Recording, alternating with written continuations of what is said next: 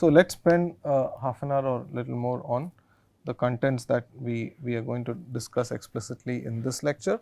In the previous lecture, I brought up the fact that we now consider nonlinear chirps, okay, which is where the chirp here, which is once again we have omega naught, the central frequency, and normally since this is everything written in a Taylor sense, we should have had omega naught plus something like 2 times beta times t in between the omega naught and the term that I am showing here, which is 3 gamma t square.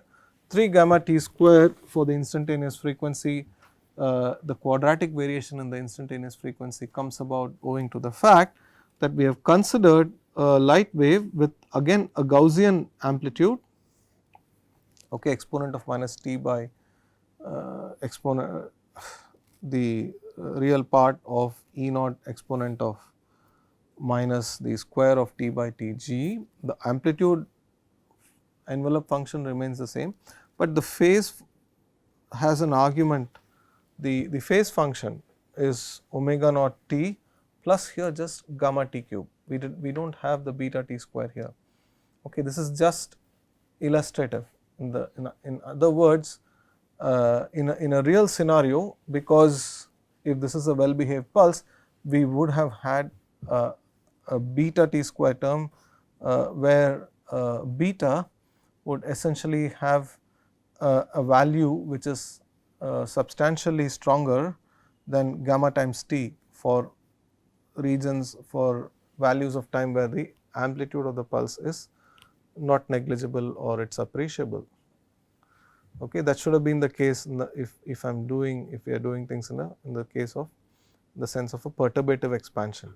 Whereas here we are knocked off, we have turned off beta or knocked it off the expression, and we want to look only at gamma and the build some intuition with what the quadratic chirp term does. Well, and in the earlier lecture we closed with the following thought, that essentially we would consider pulses which are linearly chirped to be the kind of pulses that we are going to have to deal with, or we will strive to produce, control, maneuver, manipulate, or whatever we call it in a real life scenario or in terms of practice in a laboratory. That is what we would consider to be a sort of real deal, because even mere propagation through any dispersive medium brings us to a pulse with a linear chirp. I gave you the example of the gravitational wave in the previous lecture. I was wrong in presuming it was a negatively chirped pulse. No, actually the first gravitational wave LIGO discovered, which was a pulse because of, I think, a pair of spinning heavy objects, right. The first gravitational wave discovered was actually nearly linearly chirped, or it is a signal worth portraying. I did not put a slide on it, I will probably add it in the next lecture. So, it was positively linearly, it is a positively linearly chirped signal. Okay, the chirp is positive, that is the instantaneous frequency increases along the direction of growing time. Okay, but the point being, even those waves are chirped, our voice, or a lot of natural waves are chirped. So, that is where are chirped. They could also be nonlinearly chirped, birds chirping could also be nonlinear. So, we would in the case of these optical pulses subscribe, if unless we otherwise specify, to the view that nonlinear chirps are considered to be some kind of distortions to what seems like what is a more natural phenomenon, which is to have linearly chirped pulses. Okay. Or in other words, we move from dispersion management, such as what we speak about in the case of optical fiber communication systems, to in the case of ultra short pulses, femto or sub femto, or even picosecond pulses, or whatever the case may be, to chirp management. We manage the chirp in a network, or on a tabletop, or propagation through a fiber. We would want to manage the chirp and keep the chirp of the pulse linear, because of the fact that we can control and we can control linear chirp, and more importantly we have ways to compensate for it using either a pair of gratings, as is often done. So, compensate or control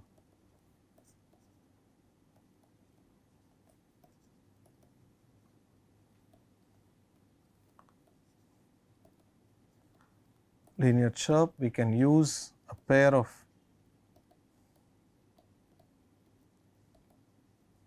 gratings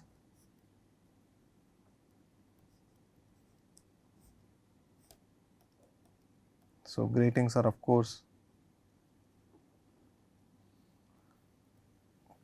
rulings on a substrate then coated with gold or something like that. In the case of reflective gratings, which is what we more often than not use, we do not want very short pulses to transmit through glass, leading to possible complications. But also we need a pair of gratings to control the chirp, but a pair of gratings is virtually also a grating, and it could also be a grating with and a mirror. Okay. So, we can use the same grating twice if you wish, as happens in, for example, the laser which we own and so on, right. So, a pair of gratings can do that, and more a more recent and rather robust technology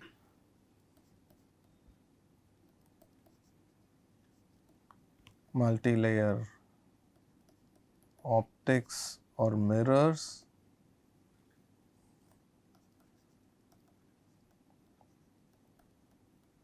which are dielectric, and it is for good reason that these mirrors are also called chirp mirrors, which could well have, which we could well say is an intended pun, because it helps to control chirp, introduce linear chirp in a controlled way, introduce or compensate linear chirp. All the same, the mirror is also a set of multi layers with varying thicknesses of alternate media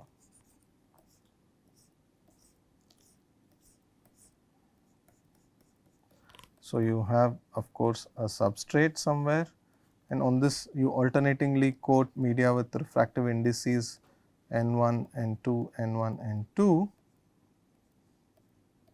for each of these layers, and it is the contrast between the refractive index that plays a role. So, one is relatively higher index than the other.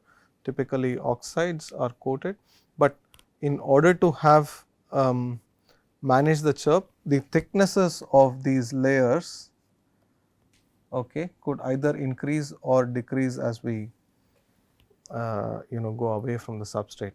So, the thickness itself is also sort of getting chirped, but we can relate to the fact that that is what is helping us do dispersion management. So, what essentially happens, if I may just again graphically tell you this. So, wavelength 1 could get reflected here. So, wavelength say 2 would pass through and get reflected from a deeper level, whereas wavelength 3 would have a greater excursion into it, and ergo the relative phase between these gets introduced, and which is what matters. So, go back and think about that nice plot we had where the constituent waves have different relative phases, and managing that would help us manage the chirp of the pulse. Any questions?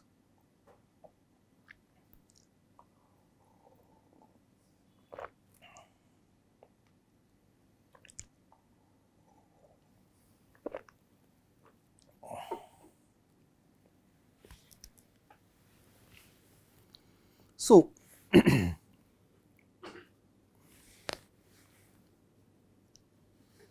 so what are we doing here? So, here we have a plot of wavelength versus spectrum or spectral phase. Look at, see what this looks like. Okay. So, this is the phi of omega function plotted in wavelength scale. So, it may not be something we would instantly say relate to in terms of the in terms of omegas. I mean, it's a if this is a slightly confusing plot, yes, I would also get confused at first sight. Scale is wavelength, this is omega, omega is angular frequency. Okay. So, now be that as it may, but this would be like a real world scenario where S and phi have been determined through some measurement technique, say a technique called frog or spider. These are all named after some insects and amphibians for half jokingly perhaps, but essentially this is the spectrum. We are talking about everything in terms of third order spectral phase. Note that this is spectral. We have not seen the impact of the third order spectral phase in the time domain. So, we would have to inverse Fourier transform this to go from lambda to omega, from the lambda scale where you measured to the omega scale. First, do that transformation, use the Jacobian, convert everything to frequency scale, and then inverse Fourier transform it to get field versus time. So, this is field including carrier oscillations versus time of the pulse with a carrier frequency omega naught and then directly having a third order phase term. Phi 3 is non-zero, phi 0, phi 1, phi 2 are set to 0, okay, and then the rest. Look at what has happened in this scenario. So, a good way of visualizing this is to say that, hey, okay, there was a nice neat pulse,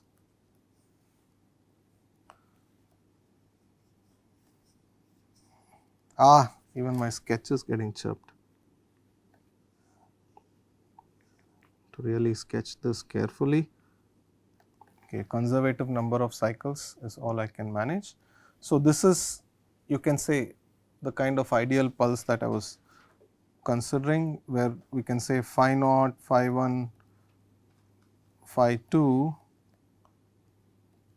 and also phi 3, which is of interest here, are all set to 0, okay, in the omega domain, for example. So, likewise it would have been it would be the case in the time domain too. All the phases, so the spectral phase function is fully flat, okay, but then it went through a medium and something happened. It came out such that in the exponent it has omega naught t plus gamma t cube. Do not ask me what medium does exactly this, I am also out of my wits on that, but if you manage to do this, so then this result of a computation or it is a simple exercise in Fourier transforming and plotting would just tell us what this tells us is that for such a pulse, here we started with a nice neat Gaussian envelope, right. What has happened on account of this introduction of quadratic chirp or third order spectral phase getting imprinted on this pulse? The pulse has essentially, well, it in its leading edge, if you wish, it started out as nearly Gaussian, but then it started falling fast and then you see that it started to have some satellites, some satellite pulses in the trailing edge appear. Whether the satellite appears on the leading or trailing edges depends upon the sign of gamma, if you wish, okay. So, for a positive gamma, the way we have envisioned this, for a positive cubic spectral phase, the pulse has satellites, right. So, it is a little bit like a electronic signal with ringing in in a conventional electronics lab. So, electronics lab is low frequency electromagnetics lab, this is high frequency, that is all. But there is impedance mismatch can cause ringing, right. So, here the reason for ringing like features is third order spectral phase being appreciable, or that gets introduced in a medium. So, what can introduce third order spectral phase? Is it dispersion? Actually, normal or not, I should not say normal dispersion, because normal and anomalous dispersion connote something. Usual dispersion, which is say the variation of refractive index with frequency being linear, okay, that would essentially lead to our usual type of dispersion, right. Whereas, you can also have higher order dispersions, right. Refractive index depends on higher orders with frequency, right. So, those could actually wait, linear dispersion is I think caused by even quadratic dependence on frequency. I should check that, but higher orders of dispersion lead to higher orders of chirping, that is one thing. Secondly, what can also lead to a lot of to quadratic chirp is nonlinearity.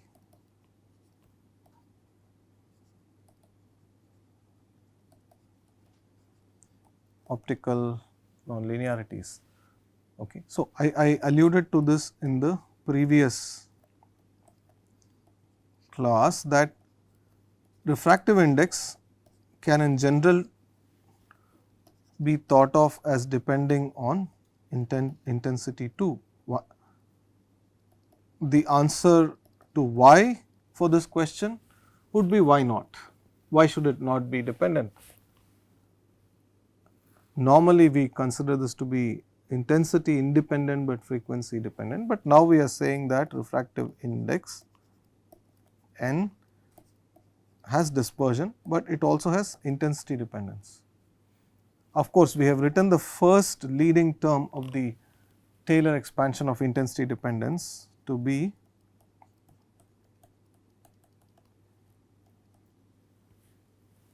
N2I, considering the fact that an expansion in again in terms of electric field would have been N0 plus N1 E plus N2 E square plus N3 EQ plus N4 E4. So, E square connotes intensity, E4 connotes I square, the square of intensity, right, and so on. So, why not this? So, it can be. So, let us be a little conservative or realistic and not go talk about the higher orders in intensity dependence.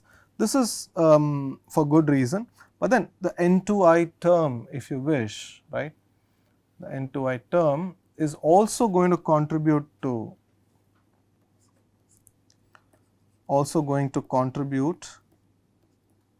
dispersive effects and chirping. In terms of susceptibilities, this is borne out very nicely, because N naught, the 0th order term in refractive index refers to linear electric susceptibility,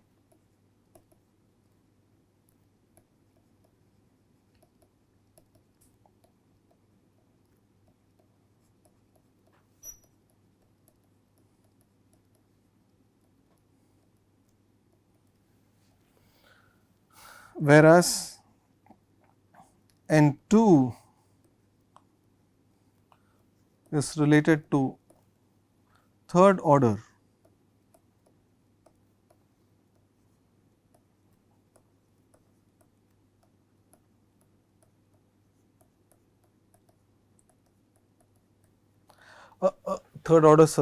electric susceptibility. Well, a formal description of this would require me to introduce you to the rudiments of nonlinear optics, which maybe to the extent required I will do later, or refer you to some good material to catch up on this.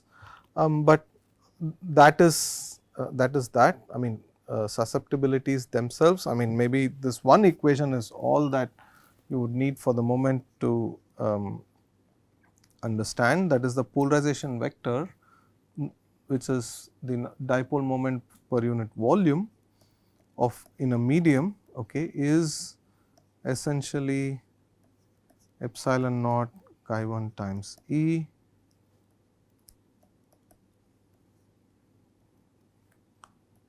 plus chi 2 times E square plus chi 3 times E cubed and so on. So, the nonlinearity in the polarization of a dielectric medium gives rise to these susceptibilities, where chi 1, chi 2 and chi 3 are susceptibilities. Okay, the point is that when a pulse enters such a medium, then the refractive index experienced by this pulse depends upon the local intensity. Therefore, if I have time and a pulse with an intensity profile which is like this, then now break this pulse down into some constituent segments.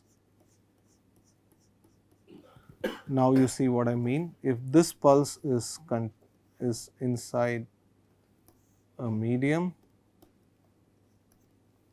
with an appreciable N2 of some value,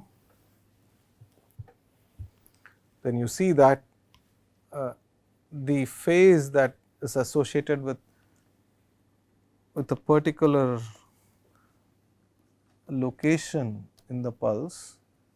So, this leads to an appreciable phi of t being added to the pulse, and that leads to, and d phi by d, that leads to, that impacts the instantaneous frequency. Now, think about it in the time domain and Fourier transform it then to the frequency domain, which will then lead to contributions to phi 2 and phi 3 in the spectral domain.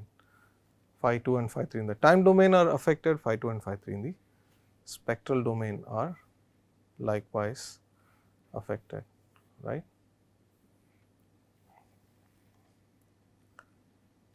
So, that is also the point. I mean, we had some colors to talk about the way the group delay and the chirp in this case plays a role in terms of the instantaneous frequency.